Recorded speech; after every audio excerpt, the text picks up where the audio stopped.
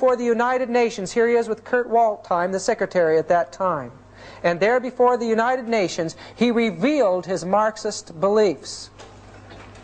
The Plain Truth magazine put out in that year says that during the 62-minute discourse at the General Assembly, the Pope shed, as it were, his clerical garb and displayed his humanistic side. He interposed his carefully chosen words with patently Marxist egalitarian themes. Murray Kempton of the New York Post said, "The Pope aligned himself in spirit with the demands of the developing nations for the restructuring of the world economic order." That's a tremendous statement. And look what's going on in black Africa. When the Pope visited Africa, they even changed the color of Christ. There, when the Pope got back from the meetings there in Africa, he said that Catholicism in Africa is Africa. The church is taking over the third world communist countries today. Prelates are now all of an ethnic nature, and in time there is a hope and a plan that a man of an ethnic nature will become the Pope, and thus the third world, the largest part of our world as far as the masses of mankind, will identify with the Vatican. Today, this Pope has brought this man Guntian into a promotional position second in line to the papal seat. We read here that during the papal visit to Benin 2 years ago, it was Guntin who received the most rousing cheers from one welcoming crowd. John Paul's increasing trust in his African aid was acknowledged last week when Guntin, in a major reshuffle of the papal staff, was promoted to one of these most important posts in the Vatican. As he went to Central America, here he lent his speeches to the communist revolution that were taking place there. The peril of such interpretation is portentous. It puts the kingdom of God in the near future just beyond the fast-approaching Catholic Marxist revolution.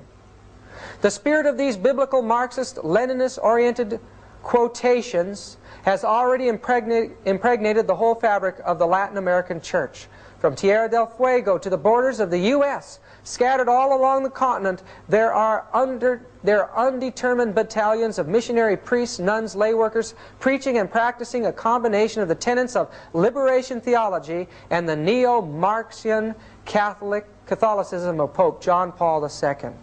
Brethren, there's a revolution moving towards our borders today. Their commanders, as a rule, were and are the Jesuits, or Jesuit-inspired priests or lay workers, something which Pope John Paul II discovered to his astonishment when the U.S. intelligence apparatus denounced them as the main instigators of the guerrillas' opposition mostly against Latin American administration, financed and militarily supported by the U.S. Individual Jesuits at times acknowledged their involvement in the revolution. Father Luis Pellicer, for instance, when he testified in San Salvador, December 12, 1981, before an audience of diplomats and newsmen, admitted that he had served an active guerrilla group for almost 15 years. That's clear back to, at this point, when this was published, that would be clear back from 1965. They have been leading out in the communist revolution of Central America. He stated that he had joined the guerrillas in Guatemala, and from there he had helped to prepare the ground for the guerrillas in El Salvador. Every Jesuit in Central America, he commented, is actively serving God, not God, but Marxism and revolution. That is from the book, The Vatican-Washington-Moscow Alliance by Avro Manhattan. Get it, brethren, and read that book and be aware of the rise of Catholicism today in politics. As we visited the ancient center of the Waldensian religion in Torre Pellice, we were disappointed. There for 3 days,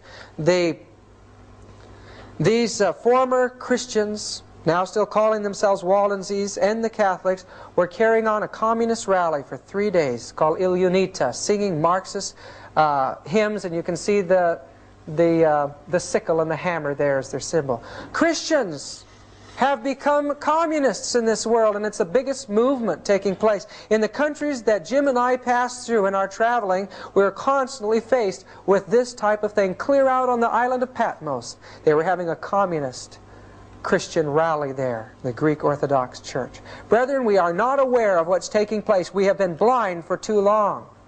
This Pope has captured the hearts of the world.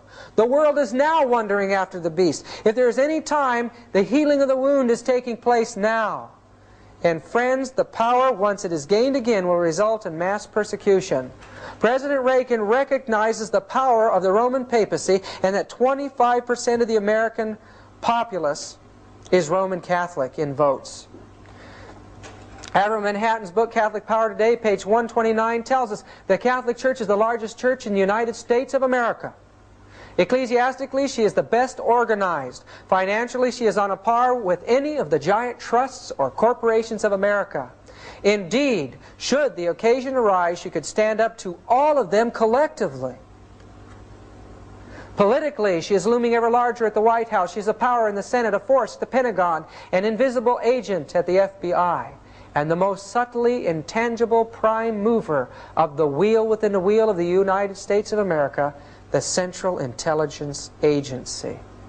This again, Avram Manhattan's book, page 129. There is a reason why Ronald Reagan is behind something that the American people were shocked about. A U.S. and Vatican forming a link.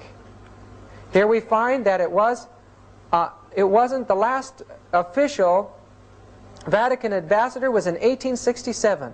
And remember that during this time there was a revolution taking place in Italy. The Pope was moved out of his political position, and there was confusion brought in. But America had not fully forgotten the responsibility of the Roman Catholic Church in the war between the states. For all this time, for 117 years, we have held off our connection with that power. And now U.S. Vatican resumes full diplomatic ties. What does it say? The step announced here at the Vatican was described by officials of the Reagan administration as an attempt to improve communications at a time when Pope John Paul has become increasingly involved in international affairs. What's happening in our affairs here in the United States? The Protestants have been consistently moving into the arena of politics. There is a revival of religion in legislature today. Many of the old concepts that were revived before, men have forgotten that they were religious. A one-world judicial court was fomented by the National Federation of Churches, the National Council of Churches. Social Security was a religious issue, and now many religious issues are covering the books of law today. What's going to happen as a president in this country has to capitulate to the religious forces? We read on April 23, 1984, in Spotlight magazine, Reagan orders concentration camps. Mass detention facilities, otherwise known as concentration camps, are being set up at a number of major U.S. military installations on the secret orders of President Ronald Reagan. The Spotlight has learned that on April 5, the White House issued a highly classified national security decision. The first roundup and publicly announced one will be of illegal aliens and refugees. A military source told Spotlight, but under the secret provisions of Rex 84 there will be also broad arrests of security suspects who can be held in these centers under this emergency order, whether they're U.S. citizens or not. And this is the thing that alarms me. It says, according to these sources, the primary goal of the vast police operation condemned by Rex 84 is to detain and deport illegal immigrants. But these sources say Rex 84 has another, even more closely guarded and carefully orchestrated objective: to apply the so-called capture and custody measures against political opponents, resistors, or even outspoken critics whom the administration considers dangerous. We know that recently President Reagan met with the Pope in Alaska. And there, he assured the Pope that we would become involved in world projects with the Roman Catholic Church. What if our country, our legislature, becomes so increasingly involved with religion and politics that it recognizes the message of God through the Adventist people as a challenge to that power?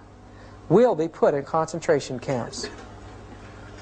Ellen White tells us in Great Controversy, page 564 and 571, let the restraints